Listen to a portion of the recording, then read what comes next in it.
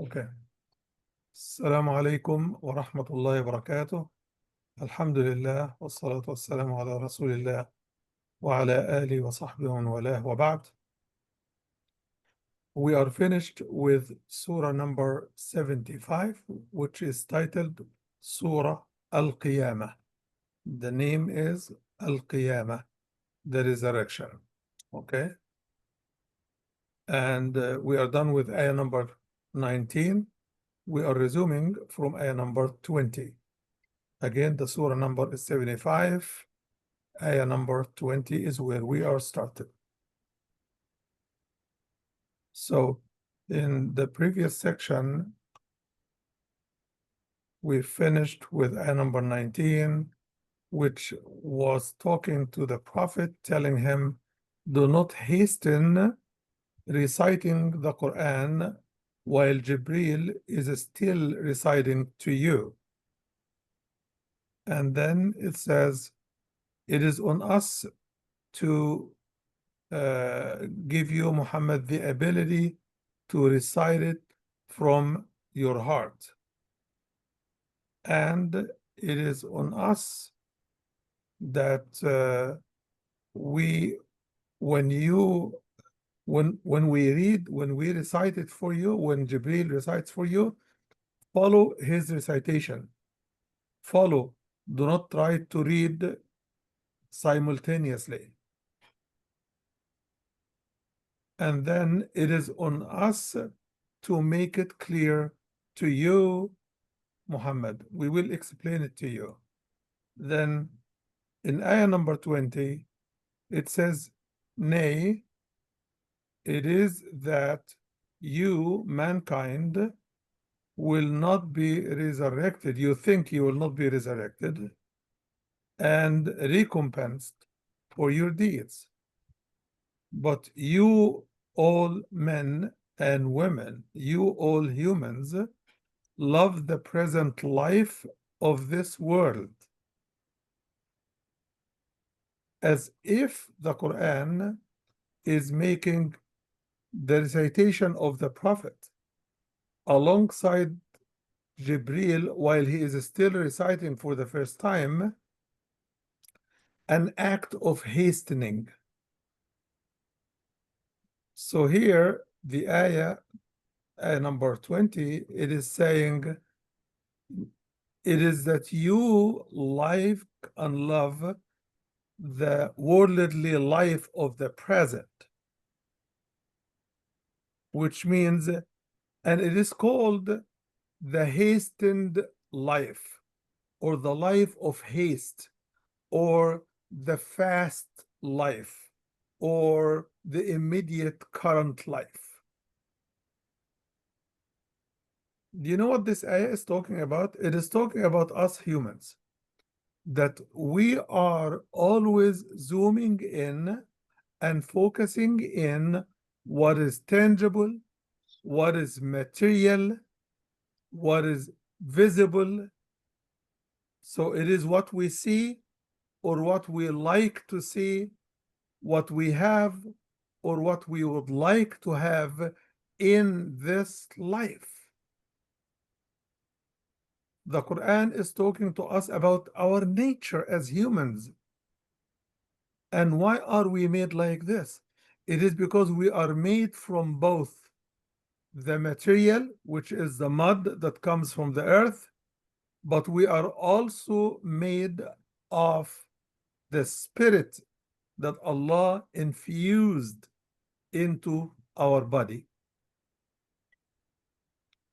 So the ayah is trying to tell us, do not focus on what you could see, what is visible only, or what is touchable, what is tangible, what is pleasant in your eyes or imagination.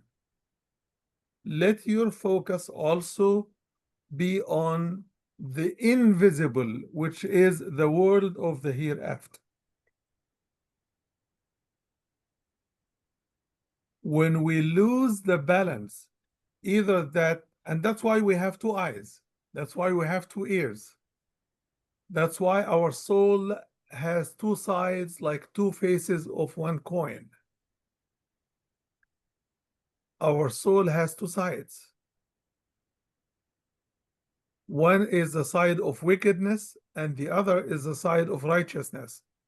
And Allah saying, this life, the material, visible, tangible, seemingly pleasant life that we like the most, is not the true or full life that we are created for. It is just a life of experimentation. We are here in a show to show Allah our best and to give each other our best and to produce in this life our best. But our ultimate goal is the hereafter. It is like building credit. Do you build the credit for the sake of building credit? No, we build the credit for the sake of harnessing and harvesting that credit one day.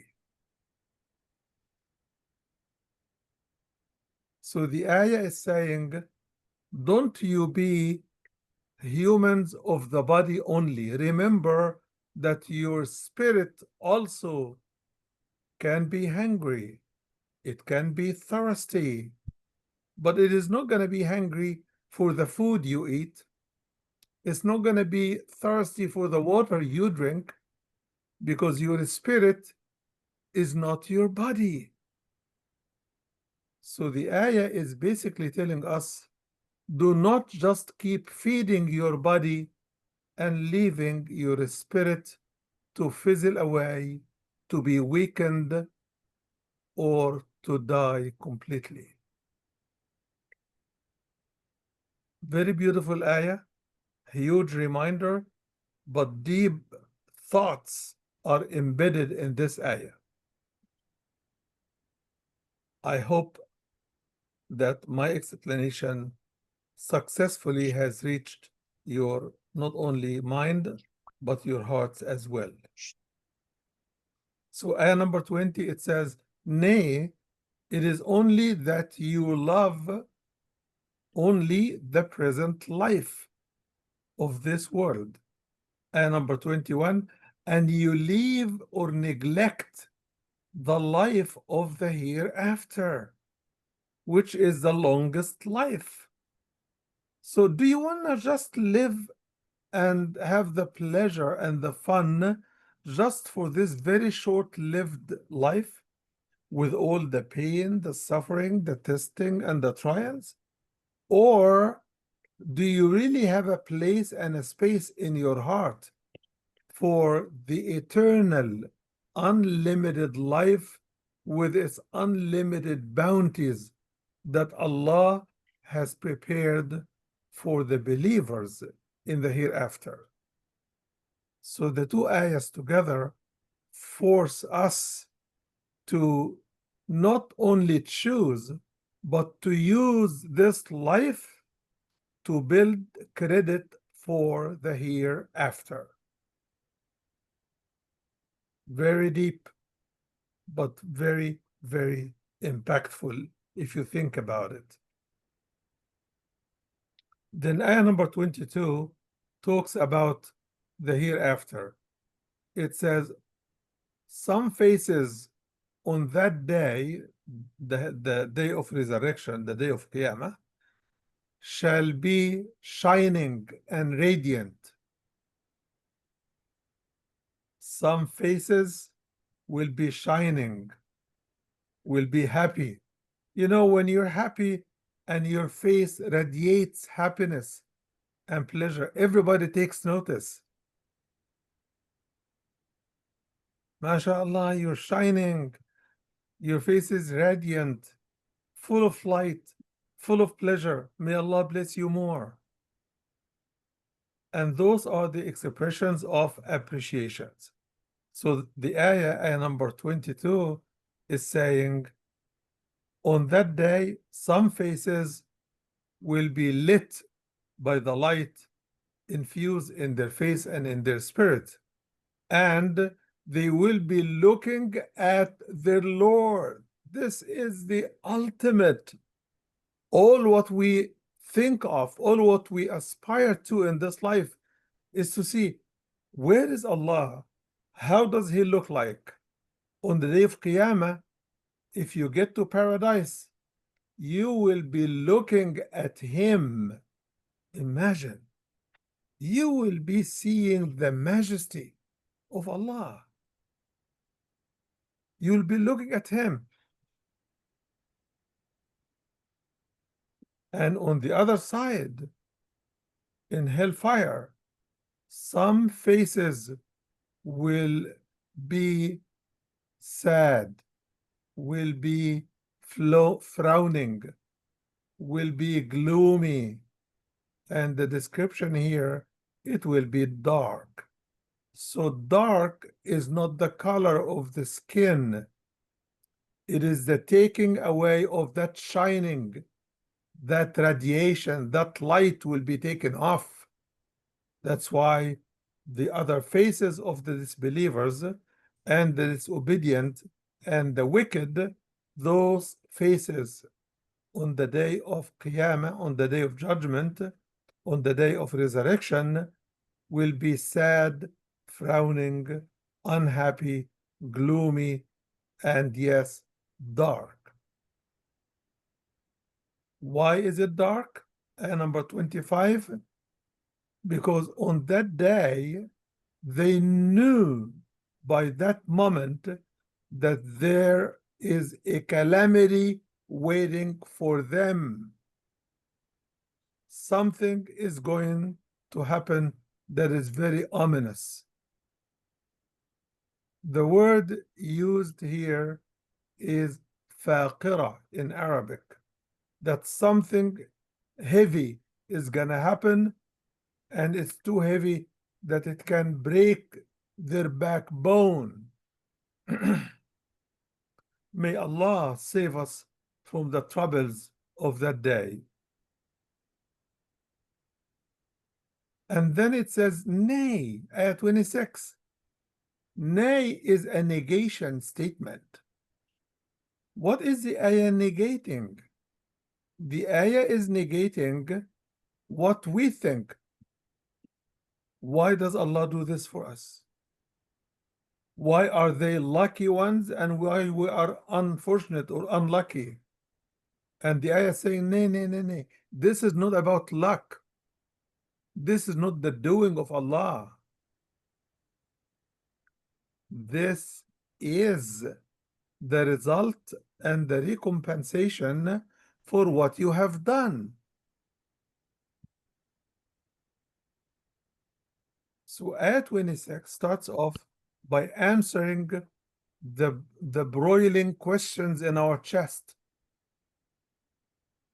And some people will speak what is in their heart at that moment. Some people will say, oh Allah, why did you gather me here as blind when I had my vision in that life? I could see everything.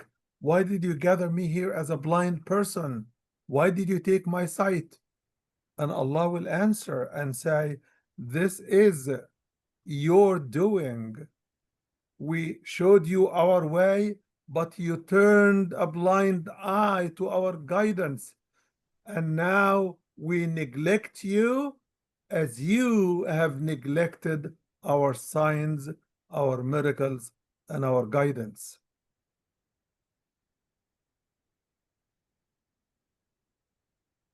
So ayah number 26 goes on to say, nay, when the soul, when the spirit reaches to the collarbone, which means to the throat,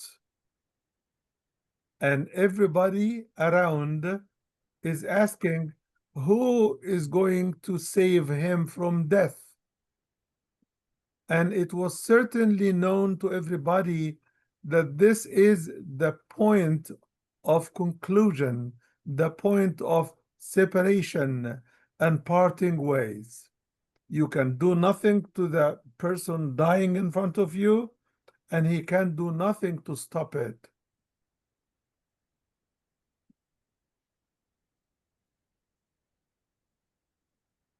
And one of the signs that will show at that time comes in ayah 29, and one of the two legs will be joined with the other, meaning in the shroud. You will be joining the legs of the deceased together in the shroud.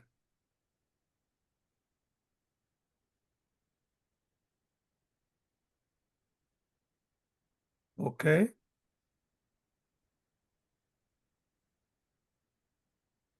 And then ayah number 30, it says, the direction and the departure and the route now will be towards your Lord. You are now going to be driven. You are going to be ushered before the majesty of Allah. And the report is clear and pronounced. I'm sorry. Excuse me. The report will be that that disbeliever, he neither believed in the guidance of Allah, nor did he pray.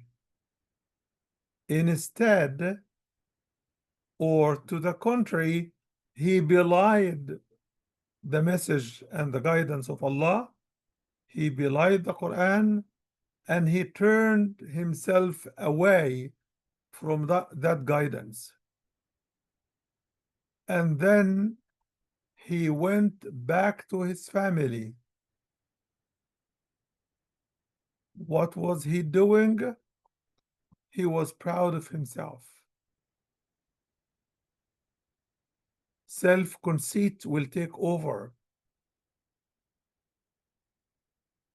So you were turning your back to Allah. On that day, you will not be able to even look at Allah like the believers will. The disbelievers will not see Allah, and they will not get the blessing and the pleasure of looking even at Him. As they turn their back to Allah in that life, they will not be able to see Him, despite the fact that He is right there in front of everybody. Then ayah number 34 goes into rebuking the disbeliever, saying, woe to you, O man, the disbeliever. And then again, woe to you. And one more time, woe to you.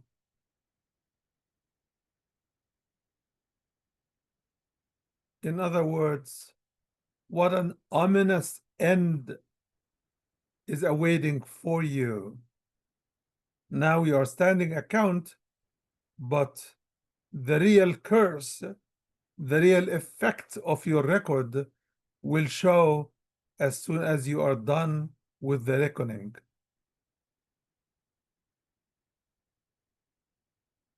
And to remind us, ayah number 36, it takes us to the reminders of the guidance of Allah subhanahu wa ta'ala. It raises a rhetorical question.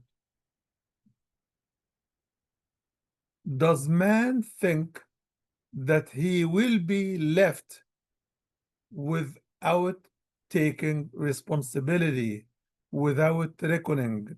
Was he created in vain, without a purpose, without a mission, without guidance?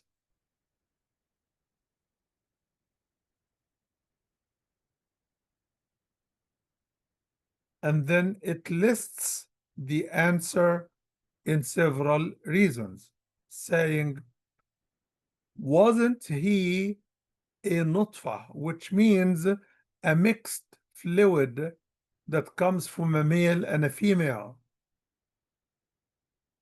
that is poured forth. And then he becomes an alaka, which is a worm-like shape creature, something that clings in the wall of the womb of the mother. And then Allah made him into two sexes, male and female. Look at these words. Here the ayah is telling us, creating us into two sexes is deliberate. It is intended. Allah is the planner and the creator, and he does what he wills for his own divine wisdom. From before our creation, he has made a count how many males and how many females are created from the beginning of creation till the end of everybody's life. He has counted them. So nothing is random in the creation. And that is also the way as far as what happens in the hereafter. There will also be nothing that is random. So don't you be kind of surprised. Okay.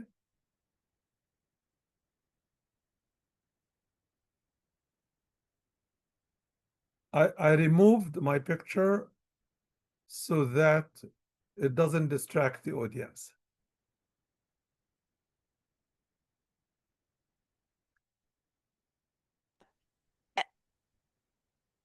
Actually, Sheikh, it's if you don't mind, it's better that your face is there so they can follow along with your expressions. Yeah, unless you need some privacy for a short time. No, I'm here. Okay. So Allah subhanahu wa ta'ala is counting for us that we were nothing but a sperm that was pushed into the female, and it together Allah turned that composite into a worm leech-like creature that latches to the womb of the mother, and then from it he created some who are males and some who are females.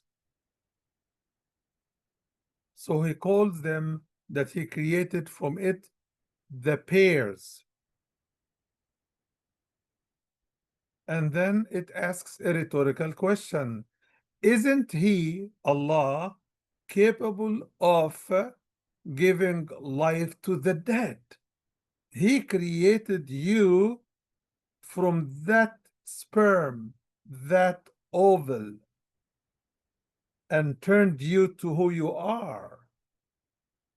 Do you still doubt that he could have brought you back? Here you are. You are back to Allah, where you came from. You came from Allah because he is your creator. Allah expects you to follow his guidance because he is your creator. Allah is promising you that he will come back, and you ask, who is going to bring me to life after my bones have decayed? And Allah says, the one who created it the first time. So it is telling, and this ayah with that rhetorical question leaves us with the end of that surah, surah number 75. Why? So that we can reflect and think. We can reflect on our life here, our life in the hereafter. Am I only going to live this short life and don't care about the hereafter? I should care about the hereafter.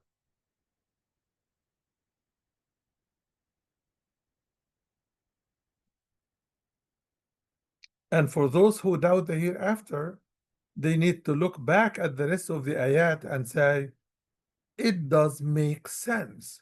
Whoever brought me, he must have done this unique miracle by majestic power of his. And this power must be unlimited because he did not create me alone.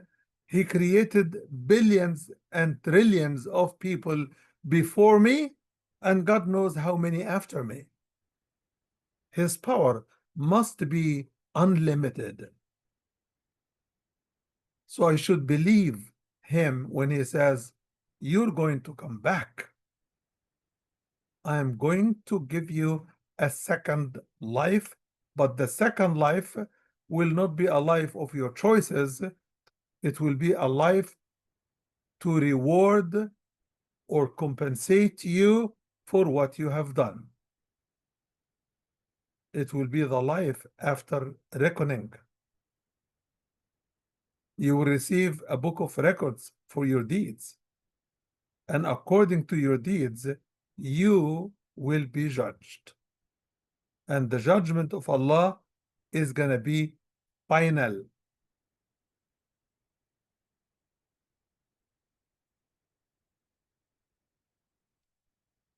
This is very important. With this kind of very stark, very profound end, every one of us, those who believe in the Quran, should continue to ask ourselves, do we believe in the hereafter or do we not? Are we acting like believers, or are we acting and behaving like disbelievers?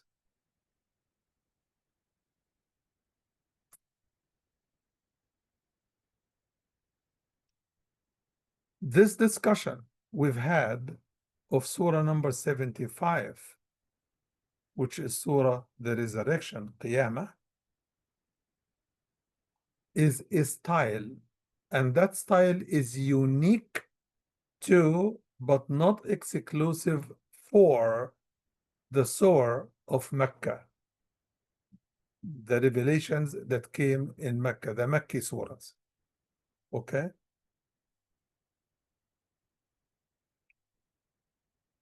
It is unique. The rest of the surah that is coming from here forward, 99% of them are Mecca surahs.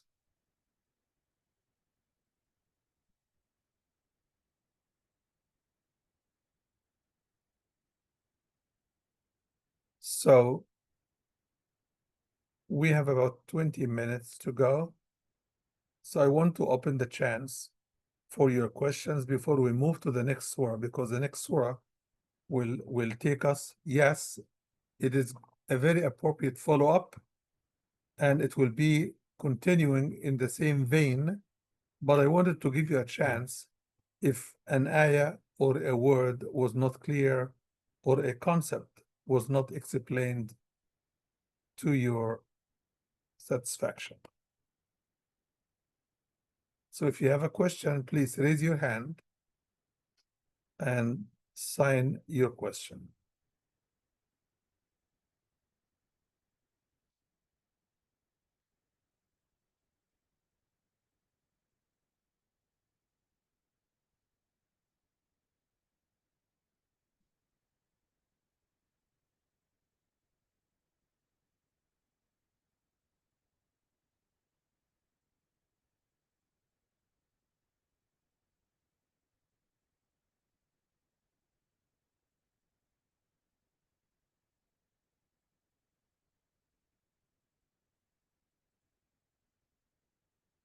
Okay, if there are no questions, we can move to the next surah. Next surah is surah number 76. And the name of the surah is Surah Al-Insan, the man, the human. By the way, we read in the ayat we just explained a few minutes ago that man is created into a male and female. So when Allah calls the human man, why doesn't he call us women as well? Why doesn't he say men and women?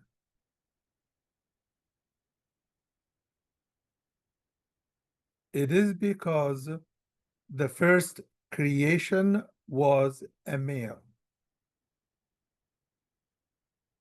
The first creation is Adam. From Adam, Allah created Eve.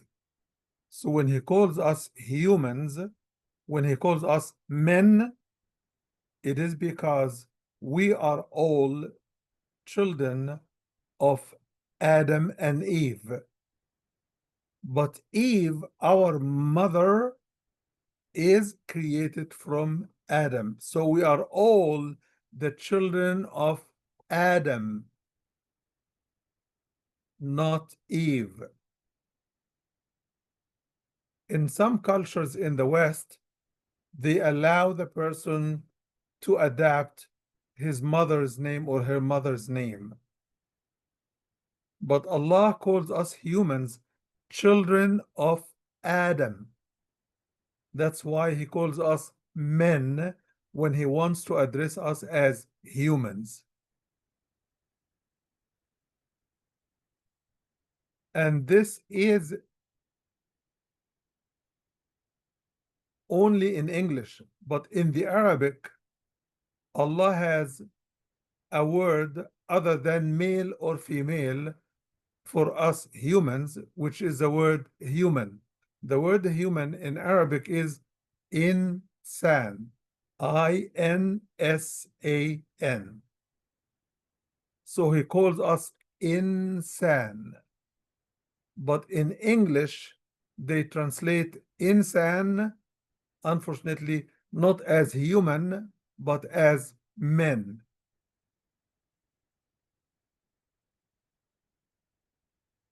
I hope that explanation is helpful for you.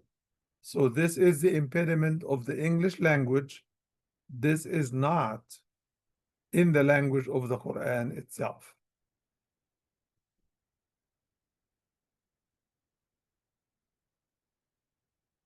So the first ayah,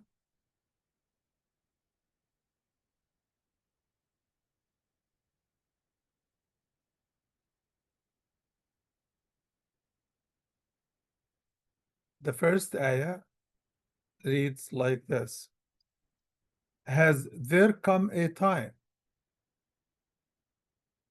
or a period of time when man was nothing to be mentioned?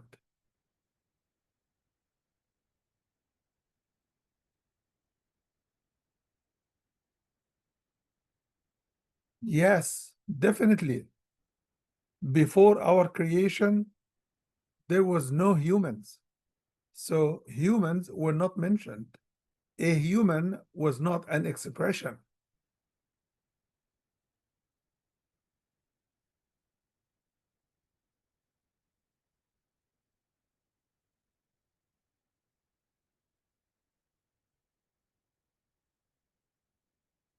And that's why when Allah told the angels, I am going to create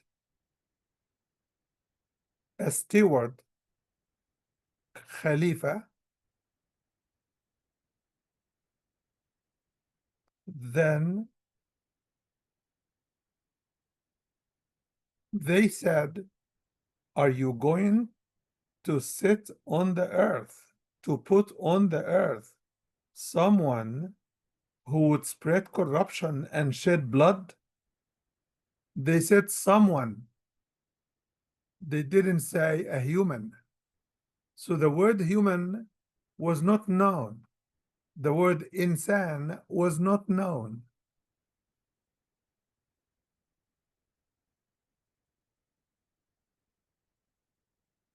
And Allah called us in that day and that moment, He called us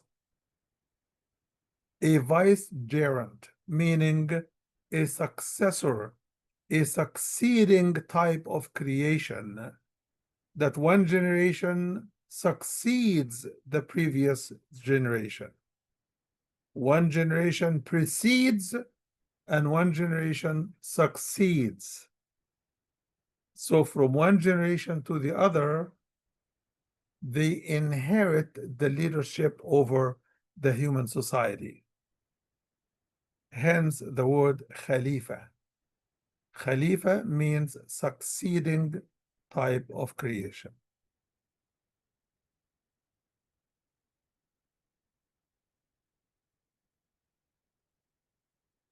So look at the stark rhetorical question from the beginning of the surah. It says, has there come a period of time when man was nothing to be mentioned?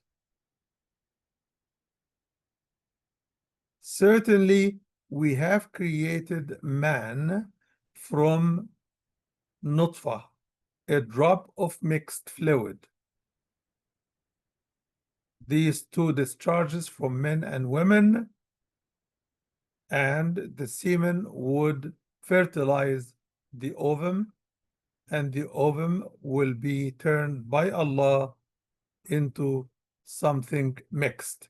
And that mix of these two discharges is what constitutes the beginning of the creation of man in the mother's womb. Here, the ayat are not going to go over the stages like the previous set of ayat that just explained the stages of development. Here, it is going to talk about Allah and what He did upon our creation. It says, certainly we have guided him the way. We have shown him the way, whether he would be grateful or ungrateful. Meaning, we have shown him the two directions, which means Allah, from the beginning, He has shown us the choices between the path to paradise and the path to hellfire, the path of guidance and light and the path of disbelief and denial and blindness.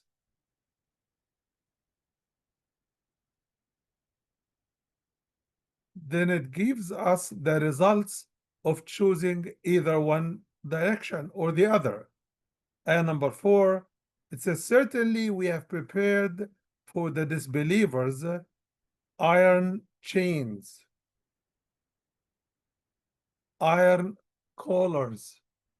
It will be clamping over everybody's neck who is a disbeliever, and a blazing fire, fire whose flames are rising up and blazing.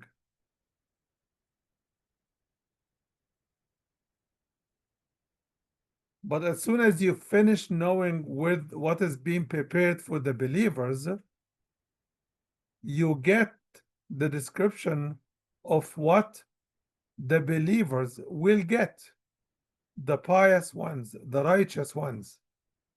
It says, those who are pious and mindful of Allah and careful not to fall in sinfulness, evil, or wickedness, they shall drink a cup of special wine Of course, that wine does not intoxicate. It does not impair the mind. It's mixed with water from a spring of paradise that is called Kafur, which is a very nice, pleasant mix that comes from a special spring. And that spring is where from the slaves of Allah will drink, causing it to gush forth abundantly.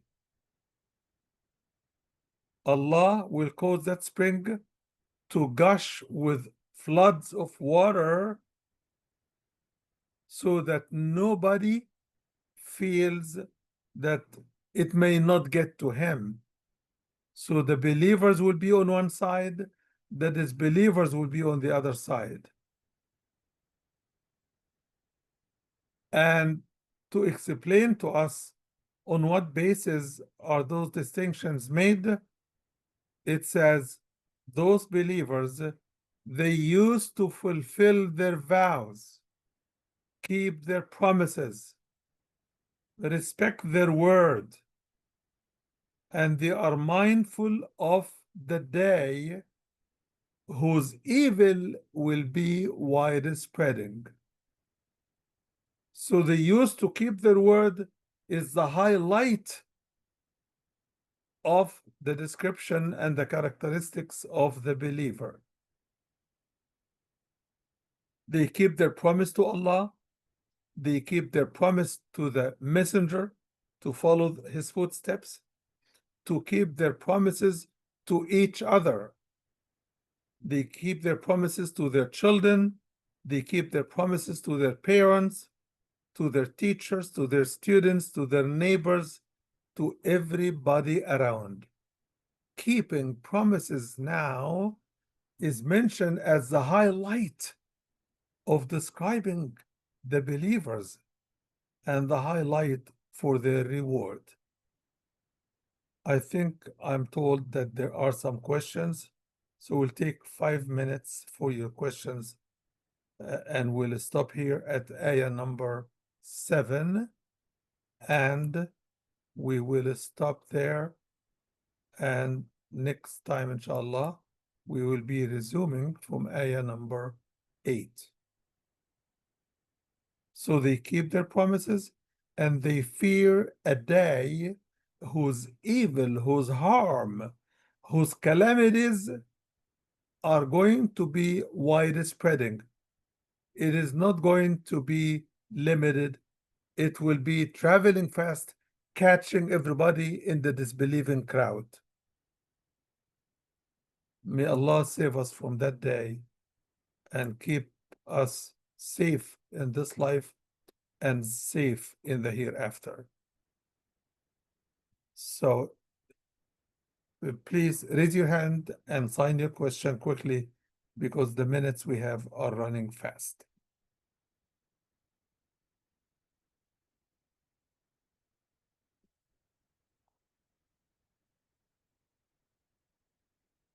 Okay, brother Kadir. Yes, I see you. Okay, salam alaikum. Alaikum assalam wa rahmatullahi wa barakatuh. Okay, yes, so I just had a quick question. Sure. Whether friend or family comes over, mostly men, will come over and it's time for salah. Okay. And, if I pray at home, is it the same as, praying in the masjid? So yeah, of course we have the men in the front and the women in the back, but is it okay to pray at home? It will be rewarded as a group prayer, but definitely it is not equal to doing it in the mosque, because in the mosque you get the reward of leaving what you're doing and moving physically to the mosque, besides increasing the crowd in the mosque. So all of this added together is different from just doing a group prayer, a congregational prayer, but only at home.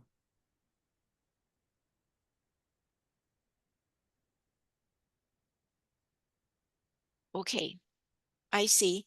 So So it is, but there's no it's problem if I decide to stay at home. well, I answered based on the question. The question was asking, is it the same? And the answer is no, it is not the same. And I explained why. But it is a congregational prayer, and it is much better than praying by yourself.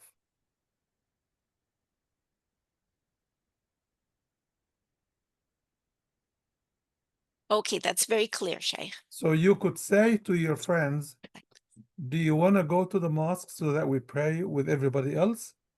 Or do you want to do it here?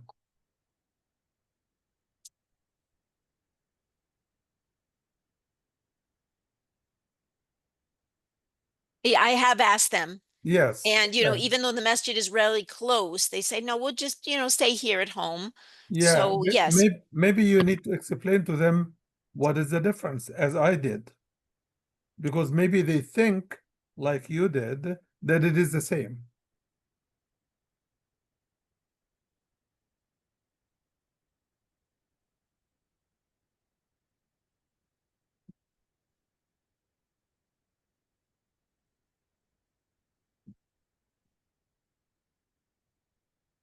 okay, understood.